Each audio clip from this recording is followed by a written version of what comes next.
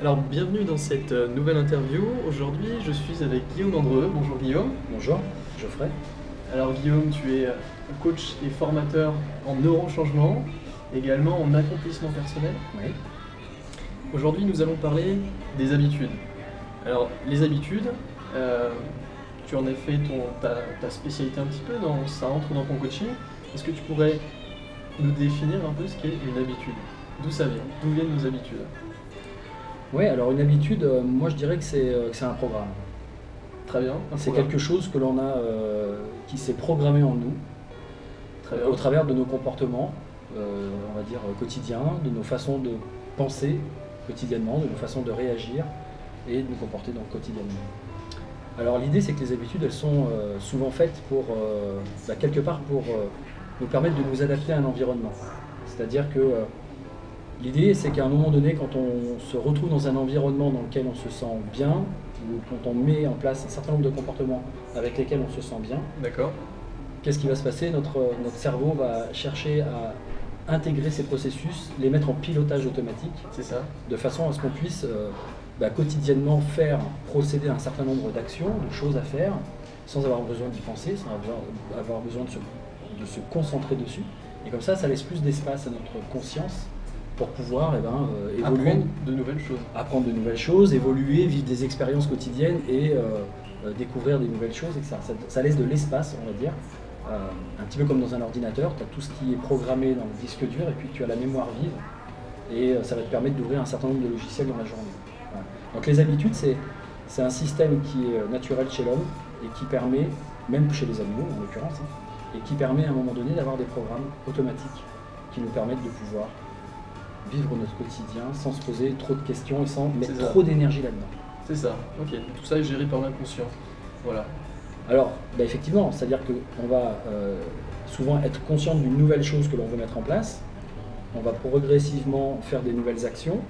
Et puis petit à petit, à force de répéter ces nouvelles actions, au fur et à mesure du temps, ça va devenir un programme automatique qui va s'installer sur un plan inconscient. Et effectivement, ça va devenir un réflexe, ça va passer du cerveau préfrontal au cerveau limbique et puis ensuite au cerveau reptilien, donc celui qui est responsable de la conscience de soi, de qui on est et de notre autobiographie, de qui on a été.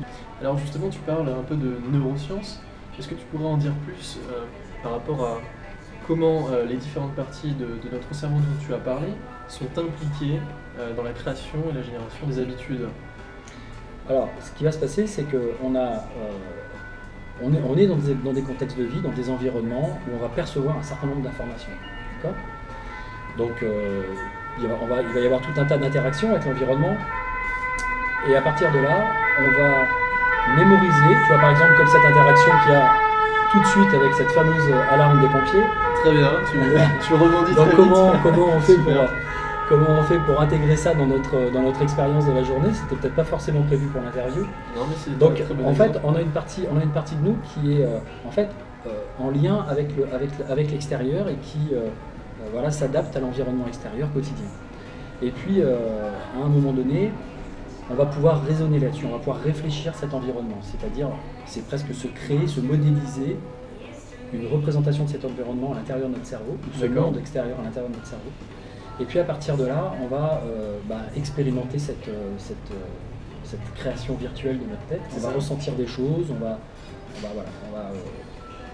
vivre des expériences qui sont aussi d'ordre émotionnel par rapport à ça. Et l'idée, c'est qu'à un moment donné, cette façon qu'on a d'interpréter le monde qui nous entoure va générer en nous un certain nombre d'émotions. C'est-à-dire que ces émotions, elles sont destinées à nous mettre en mouvement. C'est-à-dire, je pense quelque chose, je ressens une pensée soit positive, soit négative à l'égard de cette chose que je perçois et de l'interprétation que j'en fais. D'accord. Soit une pensée positive ou négative. Et cette pensée, cette émotion, en réalité, c'est une traduction des signaux informatiques que j'ai traités dans mon cerveau, le cerveau préfrontal, etc., le cortex, on va dire, le néocortex, et qui vont être transformés en chimie par le cerveau limbique, et qui va envoyer des tas de petits messagers chimiques dans mon corps de façon à ce que toutes mes hormones se mettent en route, que mes glandes, le cœur, les surrénales, enfin il y a un certain nombre de glandes qui se mettent à fonctionner de façon à sécréter une certaine chimie dans le corps, pour me mettre en action. En fait, l'émotion, c'est ce qui précède l'action, c'est ce qui nous met en mouvement. Donc, si je ressens une peur, bah, je vais peut-être avoir envie de courir, de fuir. Si vraiment je ne peux pas fuir, je vais peut-être avoir envie de m'inhiber, c'est-à-dire de rester là, figé, de ne plus bouger.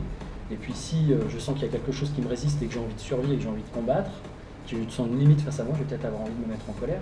Mais ça peut être aussi des émotions positives du type, je vais avoir quelque chose qui m'attire, qui m'intéresse, et dans ce cas-là, je vais avoir envie d'aller plutôt à la rencontre de cette chose, etc. Et je vais sentir un élan, une envie d'aller à la rencontre de cette chose et d'en profiter, en quelque sorte, de me faire plaisir avec, Voilà. de me satisfaire avec. Donc il y a de la chimie derrière tout ça. Ah mais c'est sûr que... Et ça vient de la partie du cerveau limbique.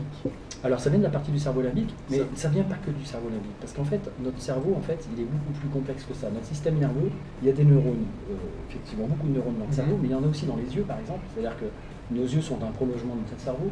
Il y a des neurones dans la moelle épinière, il y a des neurones dans le cœur, dans les intestins. C'est-à-dire qu'on a des neurones un peu partout. Donc notre cerveau, c'est pas ça, c'est, on va dire, c'est le système nerveux central. C'est ça. Mais il est beaucoup plus vaste. En fait, on a d'autres cerveaux dans le corps qui prennent aussi des initiatives et qui sont aussi en lien avec ce cerveau là-haut, qui font passer des informations, par exemple émotionnelles, sur si je vis dans un contexte, d'un coup j'ai une peur ou quelque chose, souvent mon cerveau là-haut, il réagit qu'après. C'est d'abord au niveau des sensations corporelles que je vais ressentir une émotion de peur, et mon cerveau là-haut, il va analyser le truc en se disant qu'est-ce qui se passe, pourquoi on a cette peur et comment on essaye de s'adapter à cette chose-là. D'accord, ça c'est le néocortex qui gère ça. Bah après oui, la réflexion va se faire avec...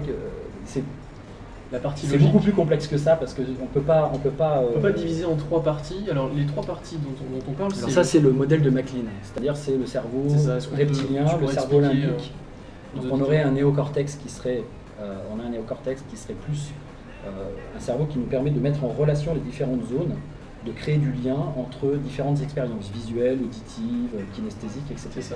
On a un cerveau limbique qui lui est donc la partie qui est plus au centre du cerveau, ça, au milieu, au centre du cerveau, qui lui va traduire tout ça sous forme de sensations, d'émotions, etc. C'est la partie la plus chimique. C'est la partie, on va dire, où il y a l'hypothalamus par exemple, qui est une sorte de mini-usine chimique qui crée ces relations entre des peptides, qui crée des neuropeptides, ces fameux messagers. C'est-à-dire qu'une neuropeptide, c'est un ensemble d'éléments chimiques qui vont par exemple correspondre à la colère, à l'émotion de la colère. Et puis on a un autre un peu différent qui va correspondre à la joie, un autre un peu différent à la culpabilité, un autre un peu différent au dégoût. C'est ça. Et tout ça, ça va rentrer dans le système sanguin, dans le système lymphatique et tout ça. Et puis ça va aller se mettre en résonance avec les cellules de notre corps qui vont, elles, réagir et se mettre dans l'état d'être, qui va correspondre à la colère, à l'énervement, au bien-être, au plaisir, à la jouissance, etc. Alors le truc, c'est que ton corps s'habitue au bout d'un certain temps à une certaine chimie. Et il y a comme une notion un effet d'accoutumance à cette chimie-là. Parce que le corps a besoin, à un moment donné, de sentir qu'il est adapté à un système, qu'il est adapté à un environnement, et de rester intègre et de rester équilibré dans cet environnement. Donc lui, ce qu'il va chercher à faire, c'est à préserver l'état dans lequel tu es. C'est ça. Alors que toi, ton néocortex, ta possibilité de réfléchir, ton envie d'évoluer, ton envie d'avancer, ton envie de faire de nouvelles choses, d'aller vers tes aspirations, etc., va te pousser à aller au-delà, à prendre des risques, et tu vas te retrouver dans l'incertitude, dans des zones d'incertitude. D'accord ? Et cette zone d'incertitude, elle va te faire peur, parce que tu vas anticiper des choses. Ah, tu es en dehors de ta zone de confort. Tu es en dehors de ta zone de confort. Voilà. Et voilà, tu vas être donc dans cette fameuse incertitude qui va faire que tu vas avoir le contrôle à tout prix de tout ce qui va pouvoir se passer dans ta vie dans l'avenir, et qui va peut-être parfois t'empêcher de lâcher prise et de laisser tout simplement, de faire confiance à la vie, de faire confiance à toutes tes possibilités, à toutes tes ressources, pour arriver à aller jusqu'au bout de ce que tu veux faire.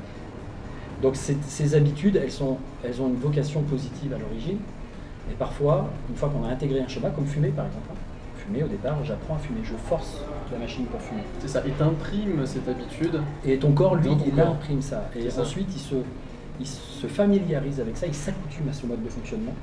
Et lui, ensuite, quelque part, il ne veut plus, comme une partie de nous qui ne veut plus changer. Ça y est, ça c'est bon, c'est réglé, c'est programmé, et maintenant on fonctionne en pilote automatique. Donc c'est pas forcément simple de sortir de cette zone-là. Voilà. Si on ne sait pas comment piloter son cerveau et comment utiliser à bon escient son cerveau. C'est pour ça qu'il y a des techniques comme la PNL, comme l'hypnose, ou d'autres approches neurocognitives qui permettent effets psychologiques qui permettent de changer ça. Alors justement, comment on peut changer d'habitude, comment on peut transformer ses habitudes si on a certaines habitudes qui ne nous plaisent pas. Comment est-il possible justement de changer ce qui a été imprimé dans notre corps sous forme d'habitude? Alors déjà, c'est effectivement d'aller identifier cette fameuse chose qui nous pose problème, parce que des fois on a des choses qui nous posent problème mais on ne s'en rend pas compte. Mais quand on a vraiment identifié cette habitude qui nous gâche la vie, je dirais, l'idée c'est de... en fait déjà d'aller chercher l'objectif, c'est-à-dire de se dire tiens, qu'est-ce que j'aimerais vivre à la place de ça? Qu'est-ce que j'aimerais mettre à la place de ça? Comment j'aimerais me sentir? Par exemple, je fume, je me sens pas bien, j'ai peur d'avoir un cancer, j'ai peur à un moment donné, j'ai envie d'arrêter de fumer. C'est pour atteindre quoi comme état? D'accord, parce que le changement crée de la peur, hein, puisqu'il y a une incertitude de ne pas savoir exactement ce qui va se passer après pour moi. C'est ça. On peut pas prévoir les résultats. Donc c'est le système animal en nous, hein, qui se dit... donc l'idée c'est que si la peur est plus forte que la motivation, tu vas rester bloqué dans ta peur. Si la motivation, si l'idéal que tu poursuis nourrit des valeurs importantes et que c'est suffisamment puissant pour toi, ça va te pousser à agir dans le bon sens pour changer. Mais en fait, tout commence par ce qui se passe dans ta tête, dans ce que tu penses et dans ce que tu imagines. C'est là que commence à se créer le changement. Le changement se crée quand tu dépasses cette réalité, la matérielle que tu vis maintenant, etc., cette réalité temporelle, cette réalité dans laquelle tu es, où tu te dis je suis ça, j'ai été ça pendant des années, donc je suis toujours ça, et que tu commences à imaginer un autre toi, un autre toi qui est toujours toi au fond, hein, mais qui est, une mise à jour du toi d'origine. Comme tu as envie d'être. Avec d'autres possibilités. Voilà. Tu dis pas je suis comme ça, je vais rester comme ça pendant très longtemps, tu te dis j'ai espoir que je puisse devenir telle personne avec telle capacité, et c'est toi qui crée cette modélisation de toi-même avec ton imagination. Exactement. Alors après, il y a des tas de protocoles qui existent. Hein, en PNL, on a par exemple le protocole de l'objectif en 5 étapes, où il y a plusieurs, on peut rajouter des étapes, il y a des exercices de préparation mentale. Mais à chaque fois, qu'est-ce qu'on va travailler? On va travailler la représentation mentale. Pourquoi? Parce que ton cerveau ne fait pas la différence entre ce que tu imagines, les illusions que tu te fais, les films que tu te fais, et la réalité. Si on fait un scanner, un IRM, il va y avoir les mêmes schémas neuronaux, les mêmes choses, les mêmes zones qui vont s'activer, tout à fait. Et donc à partir de là, ça veut dire que si j'ai ces mêmes schémas neuronaux, si j'ai cette visualisation est très réaliste, mon corps va se mettre à se transformer, à créer la chimie interne et à se transformer et à me préparer à agir, à être prémoteur en quelque sorte, d'une façon différente. Le truc, c'est qu'il faut que j'ai vraiment beaucoup travaillé sur cette visualisation, et que cette visualisation-là, elle soit porteuse de sentiments et d'émotions qui sont positifs pour moi et qui vont me faire du bien à l'avenir. Sinon, je vois pas pourquoi changer. Si c'est un tu dois arrêter de fumer, ça ne fonctionnera pas suffisamment. Ça. Si c'est quand j'aurai arrêté de fumer, je serai libre, je respirerai librement, j'aurai plus de vitalité, j'aurai plus d'énergie, je sentirai moins mauvais. Et tout ça, ça me parle, ça correspond à ce qui est important pour moi. J'ai envie d'être cette personne vraiment, de devenir cette personne. À ce moment-là, le changement sera possible. Si je reprends, la première étape, c'est vraiment de prendre conscience des mauvaises habitudes que tu souhaiterais changer. Ouais. La deuxième étape, c'est vraiment de visualiser. C'est de se dire qu'il est possible de changer. C'est-à-dire se dire, c'est pas parce que j'ai une mauvaise habitude et qu'elle est ancrée depuis des années que je vais pas pouvoir m'en débarrasser. C'est vraiment d'avoir confiance. C'est pour ça que moi, j'aborde vraiment le développement personnel avec cette notion de neuroscience. Je suis pas neuroscientifique à la base, je suis plutôt neurocoach ou neuroformateur, c'est-à-dire que j'utilise les nouvelles connaissances des neurosciences plutôt pour les mettre en lien avec ces stratégies de changement et voir en quoi elles sont utiles, voilà, concrètement. Parce que on peut vraiment changer les choses. Voilà. Moi, je suis le premier à avoir changé des tas de choses dans ma vie pour pouvoir faire le métier que je fais aujourd'hui. Je n'étais pas du tout parti pour faire ça au départ. Il a fallu dépasser de nombreuses peurs, de nombreuses limites, de nombreux blocages. Je pense que toi, c'est pareil. Tu as dû dépasser un certain nombre de blocages et changer des choses en toi. Ça n'empêche pas que tu es toujours toi, peut-être encore plus toi qu'avant, plus libre, dans plus d'aspiration, plus aligné, que tu veux faire de ta vie, plus centré. Donc l'idée, c'est j'observe le comportement qui me pose problème, qui m'éloigne de mon système de valeurs, qui m'éloigne de qui j'ai envie d'être. Et à partir de là, je crée la croyance qu'il est possible de changer quand même, quelque part, parce que si je n'ai pas la croyance que je peux changer, ben, ça va être compliqué. Et ensuite, j'imagine le résultat que je voudrais obtenir et en quoi c'est important pour moi. Le fameux pourquoi dont parlent tous les coachs, c'est ça. Le pourquoi j'ai envie de changer. Et s'il est suffisamment puissant, À un moment donné, il va me mettre dans une énergie interne, dans un état interne, dans une motivation qui va faire que je vais, même s'il y a des obstacles, que j'imaginais peut-être un peu compliqués à dépasser au départ, là je vais me dire ok c'est un challenge, je vais y arriver et je vais aller au bout de la démarche. C'est ça. Et généralement ça fonctionne. Très bien. Et la troisième étape, c'est justement de mettre en pratique, de mettre en action des techniques qui permettent de remplacer justement l'habitude que tu as par la nouvelle. Tu ne changes pas juste en te disant j'ai la volonté de changer. Ah bah voilà, maintenant je vais changer. Non, il faut visualiser. Alors après, le changement, il peut se faire sans que tu aies forcément besoin de mettre en place des comportements complexes tous les jours, etc. C'est-à-dire que tu n'es pas forcément obligé, justement c'est ça qui est magique dans le corps, c'est que d'imaginer avec beaucoup de précision ton changement va générer des changements physiologiques en toi et va même peut-être installer des comportements, des nouveaux comportements automatiques sans que tu aies besoin par la phase comportementale précisément, c'est-à-dire de mettre en place, de le faire tous les jours. Il peut y avoir un apprentissage qui se fait juste par la visualisation. D'accord. On peut sauter la case comportementale. C'est pas plus mal de la mettre, de l'insérer dans le processus. Ça renforce le changement. Ça renforce. Mais il y a des changements qui peuvent s'opérer et tu peux te retrouver du jour au lendemain à d'un coup avoir envie de changer des choses, à sentir que instinctivement tu vas te mettre à fonctionner différemment que tu le faisais d'habitude, juste parce que tu t'es tellement préparé dans ta tête, tu as tellement visualisé ça que ton corps prend ça pour acquis, que c'est presque rentré directement de j'imagine ce que j'aimerais à le cerveau reptilien. Maintenant je pense et je crois que je suis ça et que je suis cette personne qui fait ces choses-là. Très bien. Bon mais super, merci pour tous ces éclaircissements sur les habitudes. Donc tu nous en as dit beaucoup et puis tu as donné justement 3 clés, les 3 premières étapes pour pouvoir mettre en place et renouveler nos habitudes telles que l'on le souhaite réellement. Maintenant, tu es coach. De quelle façon tu peux apporter ton aide aux gens qui désirent changer leurs habitudes justement? Déjà l'idée c'est de se voir en consultation individuelle pour déjà faire connaissance et savoir si on peut travailler ensemble. Très bien, donc tu es sur Lyon? Moi je suis sur Lyon, ouais, je suis basé sur Lyon, à la limite de Lyon et d'Écully, à la frontière entre les deux villes. Donc l'idée c'est des consultations individuelles qui permettent évidemment de faire connaissance et d'aller identifier quelle est la problématique de la personne. Ensuite j'avoue que je fonctionne, alors j'ai acquis beaucoup de connaissances, beaucoup d'outils, puisque ça fait 15 ans que je m'intéresse au développement personnel, j'ai beaucoup lu sur beaucoup de sujets, j'ai acquis beaucoup de savoir, et puis ensuite j'ai fait aussi des formations de PNL, d'hypnose, de coaching, etc. Donc j'ai intégré un certain nombre d'outils, mais à un moment donné, moi ce qui se passe c'est que je fonctionne beaucoup sur l'instinctif, beaucoup sur l'intuitif, c'est-à-dire que il y a des choses comme ça, je fais confiance à mon inconscient en fait. D'accord. Comme le disait Milton Erickson, je fais beaucoup confiance à mon inconscient.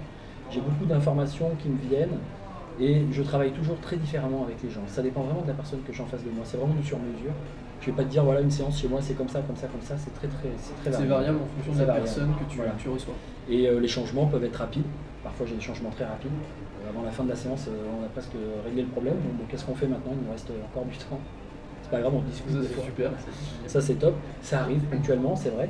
Mais par contre, il ne faut pas croire que c'est automatique, c'est pas forcément magique tout le temps, parce qu'il y a des changements qui sont très profonds. Et c'est moi ce qui m'intéresse, c'est l'accomplissement des gens, c'est-à-dire travailler vraiment sur l'identité, travailler sur la mission, travailler sur la vocation des personnes, sur qui ils ont envie de devenir, et de les accompagner. De bonnes bases finalement. Pour qu'ils construisent qui ils sont, qu'ils revoient les fondations, et qu'ils puissent derrière vraiment se réaligner avec eux-mêmes et aller de l'avant dans leur vie. Et c'est des processus-là qui vont être plus longs quand même en termes de travail. Donc il faut être conscient que ça ne se fait pas comme ça, forcément toujours dans la simplicité. Parfois c'est même un peu remuant. Je veux dire, j'ai suffisamment eu ma dose de difficultés, de moments plus ou moins hauts, plus ou moins bas dans ma propre évolution. Ouais. Donc il faut être conscient que quand on veut changer, c'est un challenge, quoi. C'est ça. À un moment donné, il faut savoir se challenger, il faut savoir se remettre en question, il faut se dire qu'il peut y avoir des moments un peu difficiles. C'est ça. Le truc, c'est que quand tu y arrives, il y a un plaisir, une jouissance, vraiment un sentiment d'accomplissement. Des déclics qui se font et qui sont merveilleux. Exactement. Tiens, un petit clin d'œil à l'association Les Déclics d'ailleurs, qui est une association qui aide les jeunes justement à se développer. Mais il y a vraiment il y a une vraie satisfaction et du coup ça nourrit l'estime de soi. Là, les gens cherchent à savoir comment nourrir l'estime d'eux. C'est vraiment par le fait de faire des choses qui ont de la valeur pour soi, donc de répondre à son système de valeurs, à ce qui est important. Voilà. Et à partir de là, tu peux vraiment changer ta vie, pas forcément tout changer dans ta vie, mais en tout cas changer les choses qui te permettent d'être plus heureux et d'être dans le bien-être, parce que finalement c'est tout ce qu'on cherche, c'est ça. Très bien. Bon, super Guillaume. Je mettrai le lien de ton site internet sous cette vidéo. Ok, Les alors gens- comme tu pourras mettre mon lien Facebook parce que je n'ai pas de site internet. hein. Très bien, donc je ça suis sera- le coach de l'ombre qui est juste un profil Qui est- Facebook, mais c'est déjà. voilà, qui c'est fonctionne déjà- par bouche à oreille et autres. Mais je vais avoir un site internet qui va être mis en place bientôt. Très bien. On mettra Donc, dans un premier temps ton lien Facebook. La page Facebook, comme ça permet déjà de garder un lien avec les personnes. C'est ça, et puis si les personnes qui regardent cette vidéo sont intéressées pour te rencontrer, eh bien elles pourront se diriger vers toi, voilà, Ok. pour que tu les aides. Eh bien Guillaume, je te remercie pour Merci Geoffrey. toutes ces Et réponses que tu nous as. félicitations. Félicitations pour ce que tu fais, ce que tu entreprends. A priori, tu es en train de te lancer un petit peu dans ce métier de l'accompagnement et du coaching, de la confiance en soi, etc. Effectivement, ouais. C'est aussi très courageux de faire ces interviews, je trouve. Je te remercie. D'aller de Guillaume. l'avant. Ouais. Je peux te dire qu'à 22 ans, ce qui me préoccupait, c'était plutôt les sorties, les copains, l'alcool, la fête. C'était toutes ces choses qui m'intéressaient. J'étais loin de ces considérations-là. Donc c'est vraiment bien déjà très jeune d'arriver à être Se animé, lancer. à avoir une vision, à vouloir donner du sens à sa vie jeune. Bravo pour ça. Très bien, je te remercie Guillaume, merci de ton temps, c'était vraiment un plaisir de pouvoir échanger à ce sujet et tu nous as donné de très très bonnes réponses très, très liées aux neurosciences, donc c'est un domaine qui est en développement, donc c'était bien d'avoir quelqu'un qui s'y connaisse, c'est super, merci beaucoup. Et en tout cas, j'espère que ça servira aux gens et que ils arriveront à changer des choses dans leur vie et à être plus heureux. Voilà, c'est ça j'espère le- aussi. Merci d'avoir regardé cette vidéo, merci à toi Guillaume et puis à très bientôt pour une nouvelle interview. À très bientôt.